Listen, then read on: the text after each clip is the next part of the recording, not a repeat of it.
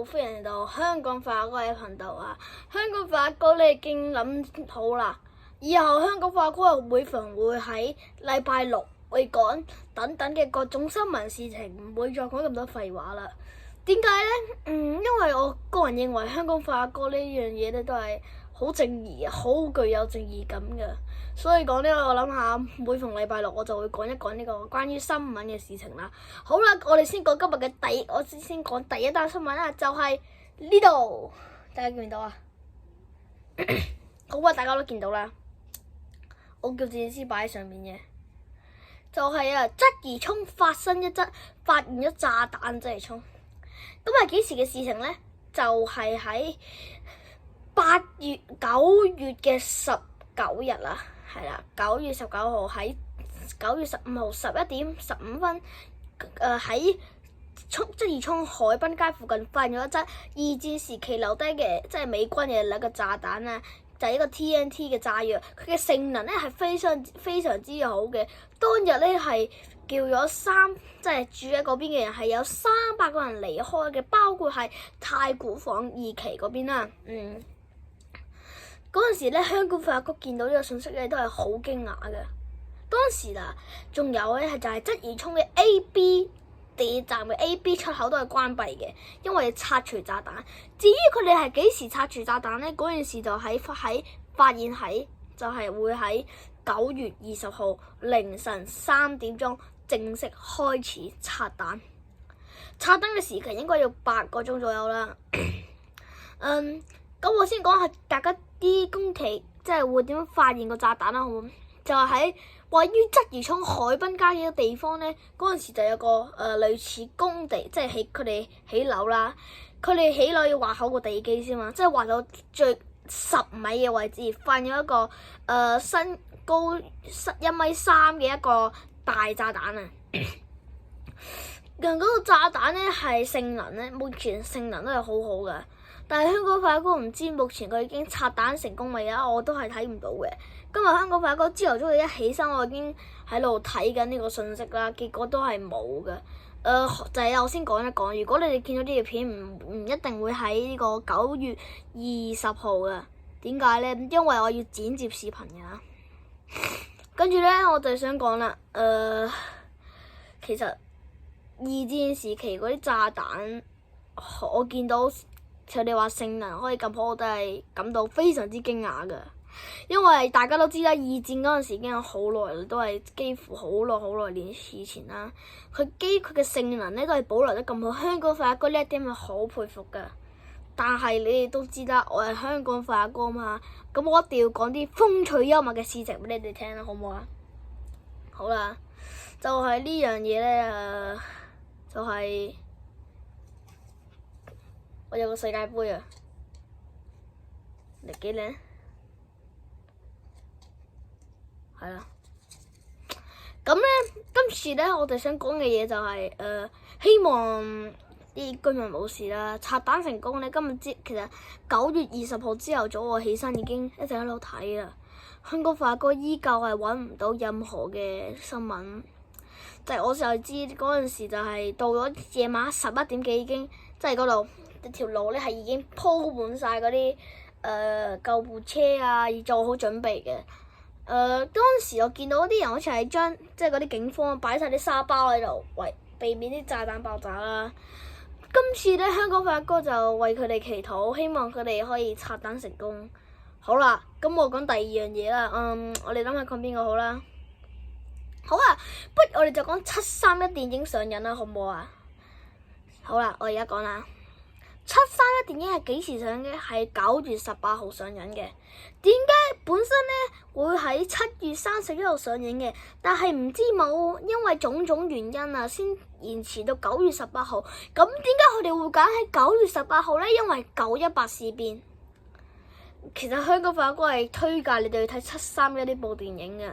731呢部電影咧係講咗日本人喺南京大屠殺所做嘅事情。我講嘅可能有啲血腥，真係好血腥嘅。我而家講，如果而家接受唔到嘅人就可以唔好睇呢一段啦。我會講差唔多2至3分鐘，因為因為我要講一講點解呢啲日本人會做出呢啲嘅行為啊！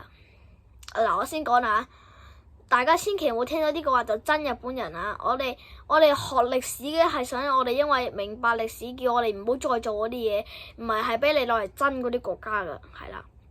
咁我哋講啦，當時嘅日本人咧係相當之壞嘅，就係咧，例如會做人體實驗啦，將嗰啲老鼠藥注落人體嘅身體裏面啦，之後人就會死啦。仲有一樣嘢喺度好恐怖嘅，我都唔明點解佢哋會做出呢啲事情，就係咧將一個女人婦女啦，真係可以講成一個婦女，當時好凍嘅，零下10幾度，喺位於東北嘅。即係東北定唔知邊啦，就將佢嘅手凍住喺度，凍住好凍好凍嘅，即係凍咗佢已經凍到冇晒知覺啦。當時啲日軍竟然喺佢度倒熱水，之後再剝走啲皮，係相當之恐怖嘅呢件事情。香港發哥嗰陣時咧，真係我未去睇啦，就聽到我見到呢啲，我已經想像到呢個場面係有多麼嘅恐怖啦。其實香港發哥其實我都唔係想幾時成日都講呢個廢話嘅，我覺得講太多廢話都唔好，真係講下新聞啦。第二咧就係想當年嘅日軍，咁點解佢哋會無啦啦想侵略中國咧？好啦，我而家又講呢啲事俾大家聽啦，就係因為喺鴉片戰爭嗰陣時啦，當時咧中國嗰個皇帝啦，就想叫人哋消滅咗啲鴉片，佢燒晒啲鴉片入去。之後咧就美軍佢哋，因為咪即係第二啲啦，唔關事啦。就係英軍咧嗰陣時，個個人都話中國係個肥豬肉啊，因為我哋做錯嘢係跟我哋嘅法律啊，所以講我哋做咩都得，哈哈哈。咁咧就咁啦。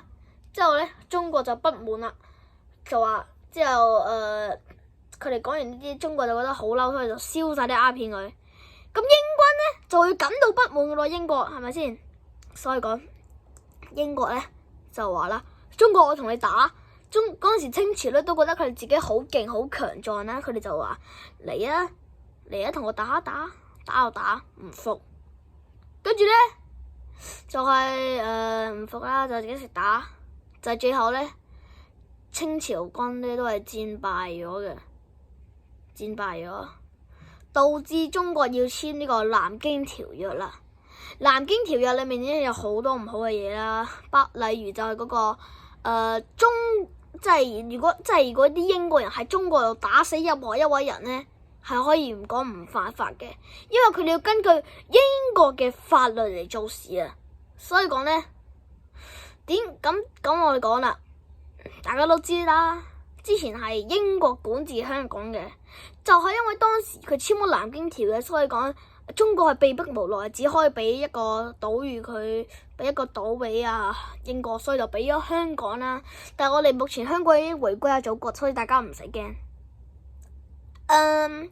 之後咧，因為佢聽到呢個嘢，大家都好開心，所以講日本啊等等咧都會去嗰度嘅，所以講導致呢樣嘢咧。之後日本想侵略中國啊嘛，所以就會引成南京大屠殺，係啦。其實最後大家都知啦，係中國贏咗嘅。點解中國會贏啊？就係因為日本喺度搞人哋美國啊，導致美國唔滿，喺日本港都投放一粒原子彈，導致日本資源不足，所以導致日本只可以講無條件投降啦。當日嘅日本宣布咗無條件投降，其實大家中國人都好開心，都係好歡呼，都知道啦，終於唔使再打仗。即係例如有啲家庭小朋友嘅爸爸為咗中國而去當兵啦，去救人，為咗國家而發展，所以要偉大嘅犧牲。其實我哋嗰陣時中國係死咗好多人嘅，打咗成3年幾啊！當時大家啲家庭嘅婦女聽到唔打啦，日本宣布無條件投降，大家係多麼嘅開心。佢哋喺即係喺家庭中，小朋友嘅爸爸可以回歸家庭，過佢哋嘅美好生活，大家都可以想象到幾開心。我幾個例子啦，即係當時嘅感受就係咁嘅，即係例如，點講好咧？有個屋企人，好對你最親嘅屋企人，離開咗你屋企成10幾年啦，就因為要做嘢出 trip。嗱，出 trip 咧，有陣時出10幾年都有可能嘅，就做嘢。當時應該好掛住佢噶嘛，之後咧想同佢聯絡又聯絡唔到，就而家有微信啦，科技都係好發達嘅，大家都知啦，導致咧之後10幾年佢就翻嚟，你哋會幾開心咧？當時你哋嘅感受就係同啲中國人一樣啦，係啦。七七呢部電影咧，大家想睇就去睇啦，唔知香港上映未啦？就我先講啦，大家如果嫌731太血腥嘅話，你哋可以去睇《南京照相館》嘅。《南京照相館》都係一個幾好嘅電影，都係關於日軍侵略中國嘅嚇，大家都推介去睇啦。好啦，咁我要講嘅新聞就到呢度啦。咁而家香港發哥介紹下我今日嘅嘢啦，俾大家睇下。香港發哥咧係好中意玩卡嘅，大家睇下我嘅卡啦。嗱，呢個冇犯任何版權嘅，我就想俾大家睇下。我冇意侵犯版權嘅，大家睇下啲卡。呢啲都係普，呢啲都係好渣卡。呢隻勁卡嚟㗎，幾勁！橫版嘅都有 SSR 嘅呢一頁 SSR。LR 呢度 LR 都係卡位嚟嘅